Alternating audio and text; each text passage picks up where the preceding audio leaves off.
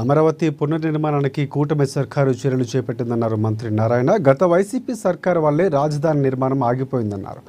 నెల్లూరు జిల్లా కేంద్రంలోని VRC centre నుంచి నర్తకి సెంటర్ వరకు భారీ స్వచ్ఛతా ర్యాలీ నిర్వహించారు. ఈ కార్యక్రమంలో రాష్ట్ర pollution control board chairman Krishnaiah, Swachhandhra corporation MD Anil Kumar పాల్గొన్నారు.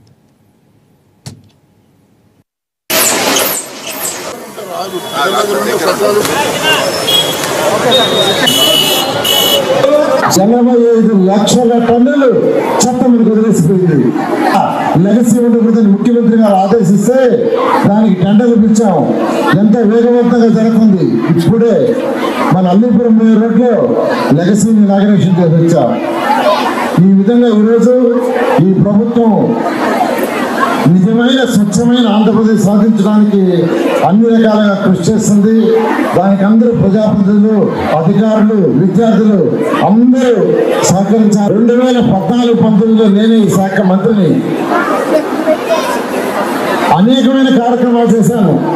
కానీ 1924లో గత ప్రభుత్వం అన్నింటి వదిలేసింది. ఈ రాష్ట్రంలో ప్రతి ఒక్కరు తాగటానికి 135 లీటర్ల వాటర్ తయారు చేయటానికి 5,350 కోట్లు 2019 ఫిబ్రవరిలో తెస్తే గత ప్రభుత్వం దాన్ని వదిలేసి చేయాలి.